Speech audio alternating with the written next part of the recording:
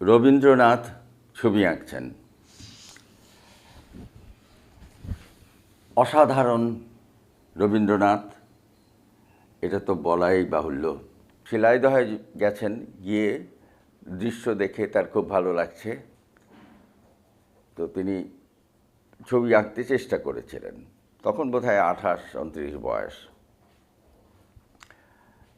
তখন চিঠি লিখছেন যে আমি আজকাল ছবি আঁকছি, তবে পেন্সিলের চেয়েও রবারটা বেশি খরচ হচ্ছে। তার মানে ভুল হচ্ছে আর বারবার তিনি মুছছেন। রবীন্দ্রনাথ আধুনিক চিত্রকলার পিতা, এতে কোনো সন্দেহ নেই। এই ভারতের যে আধুনিক চিত্রকলার জন্ম, সেটা রবীন্দ্রনাথের হাত ধরেই, রবীন্দ্রনাথের কল্পনায়, রবীন্দ্রনাথের চিন্তা ভাবনায় এই চিত্রকলা এসেছে। রবীন্দ্রনাথ যে অসাধারণ ছবি আঁকেন, এবং সেটা এমনই যে আমি বলি যে একটা বই আমার কাছে আছে, সে বইটা হলো 100 Years of Modern Painting। সেখানে ইন্ডিয়ার খুললাম, খুলে দেখি মাত্র একজন শিল্পীর ছবি আছে, সেটা রবীন্দ্রনাথ। পিকাসো, মাতিস, হেনরি মুর, যা যা প্রত্যেকের আছে, কিন্তু একা রবীন্দ্রনাথের ছবি রয়েছে, একটি মেয়ের ছবি। সেটাও বড় সুন্দর। সুন্দর মানে কি, এমন অভিব্যক্তি, ভীষণ চিন্তিত একটি চেহারা, সেটা আমি একটু পরে দেখাবো। কিন্তু তার সূত্রপাত হয়েছিল, তিনি কবিতা লিখতেন এবং দু এক সময় লাইন কিংবা শব্দ কেটে দিতেন, কিন্তু তার কবিতায় কাটা থাকবে এটা তিনি পছন্দ করতেন না। এই কাটা জিনিসটা তার ভালো লাগতো না, যে আমার কবিতায় কাটা থাকবে কেন। তখন সেটাকে তিনি নকশা করতে লাগলেন, যে একটু কেটে একটু অন্যরকম, প্রথমে একটু ফুলের মতো দিলেন, মানে লতা পাতা, আলপনা, আমাদের আলপনা যেরকম অনেক রকম গড়িয়ে যায়, সেই রকম লতা পাতার মতো করে। এটা অ্যাবস্ট্রাক্ট বলা চলে, হ্যাঁ, মানে অজানা অজানা চিত্রের মতো। তারপরে এলো মুখ, এইখানে রয়েছে কয়েকটা লতা পাতার থেকে শুরু, এবং মুখ, এই যে মুখ এইখানে, এই পাশ থেকে দেখালে ভালো হয়। এই যে লতা পাতা দিয়ে শুরু, এরকমভাবে, তারপরে এইটা হয়তো বা কোনো জন্তুর একটা ভাব নিয়েছে, বসে আছে, আর এই মুখের প্রাধান্য এলো। তিনি এইরকম মুখ অনেক এঁকেছেন, আর এই জন্তুও এঁকেছেন অনেক, পাখি এঁকেছেন, এবং সেই জন্তুগুলো কিন্তু একেবারেই এই পৃথিবীতে নেই, একেবারে তার কল্পনায়। পরবর্তীতে অনেক বয়সে, যখন বোধহয় 70-র পরে, তিনি ছবি আঁকা শুরু করলেন, আর নতুনভাবে। এর আগে কাটাকুটি তো করেছেনই, ছবি আঁকা শুরু করলেন, এবং অদ্ভুত সব কল্পনার ছবি। কিছু সিংহাসন রয়েছে, কিছু পাখির ছবি অনেক এঁকেছেন। তো আকাশের দিকে চেয়ে রয়েছে, পাখি উড়তে পারে তবুও আকাশের দিকে চেয়ে রয়েছে।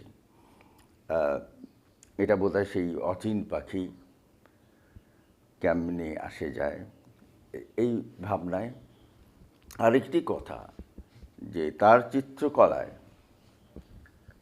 কোনো টাইটেল নেই, অর্থাৎ চিত্রের নামকরণ করেননি তিনি। তার কারণ হলো, একবার জিজ্ঞেস করা হলো যে গুরুদেব, আপনার ছবির তো কোনো শিরোনাম নেই, টাইটেল নেই।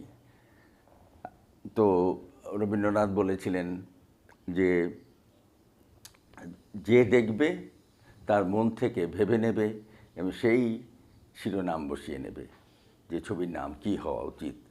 তিনি একটি ছবিরও নাম দেননি, অথচ তিনি কত কিছুর নাম দিয়েছেন। ফুলের নাম দিয়েছেন, মানুষের তো দিয়েছেনই, কত রকম নামকরণ করেছেন, কিন্তু নিজের চিত্রকলার, নিজের ছবির কোনো রকম নাম দেননি। অর্থাৎ মানুষের মনে যে প্রতিচ্ছবি হবে সেইটা হলো আসল, এবং সেইটাই অনুযায়ী, সেই মন অনুযায়ী সে নাম একটা বসিয়ে নেবে। এটা পাখিও বলা যায়, জন্তুও বলা যায়। তিনি লাল এবং কালো, এবং এই কন্ট্রাস্ট খুব মানে কন্ট্রাস্ট মানে তফাতটা, রঙের তফাৎ। এবং এইখানেও কালো যে কেবলই কালো তা নয়, এই কালো যেন একেবারে সুদূর প্রসারী কালো। যে কালোতে দেখা যায় না কিছু তা নয়, সে কালো নয়। এখানে অনেক রকম রং, অনেক রকম খেলা আছে, চিন্তা ভাবনা, অনেক রকমভাবে তিনি এই কালোকে করেছেন। আরেকটি কথা রবীন্দ্রনাথের চিত্রকলায়, যে তিনি কবিতায় আলো আমার আলো গো আলো ভুবন ভরা, এই ভুবন ভরা আলো দেখেছেন, কিন্তু চিত্রের বেলায় তিনি কেন জানি অন্ধকার অন্ধকার দেখেছেন। অন্ধকারে নারী, অন্ধকারে পশু পাখি সব কিছু মিলে। আবার যখন পাখির খেলা হচ্ছে, আনন্দে রয়েছে গাছের মধ্যে, সেখানেও সেই নীড়ে ফেরার পাখি, রাত্রি হয়ে আসছে, নীড়ে ফিরছে পাখি। এটাও খুবই সুন্দর, বিশেষ করে কম্পোজিশন এবং এই যে ভিতরের কাজগুলো। সীমিত রং, সংযম, চিত্রকলা যেটা বলে যে নান্দনিক বোধের প্রথম শর্ত হলো সংযম বোধ। যত সংযমী ততই সৌন্দর্যবোধের প্রকাশ। এটা সেই ঝর্ণাধারা, আমাদের সাহিত্যের ঝর্ণাধারা, আমাদের সাহিত্যের বৃহৎ জলধারা, যেটা আমাদের সকলকে নিয়ে সেই মহাসমুদ্রের দিকে, সেই মহাভাবনার দিকে এবং মহাপ্রেমের দিকে তার সঙ্গে আমাদের নিয়ে যাচ্ছেন। যে বাঙালির যে এবং সুচিন্তিত এবং সমাহিত যে চমৎকার, যে ধীর স্থির ভাবের যে জলধারা, সে ঝর্ণার মতো যাচ্ছে দ্রুত, কিন্তু তার রূপটা বড় স্নিগ্ধ, বড় মনজয়ী। তো আমাদের রবীন্দ্রনাথ আমাদের সাহিত্যের ঝর্ণাধারা,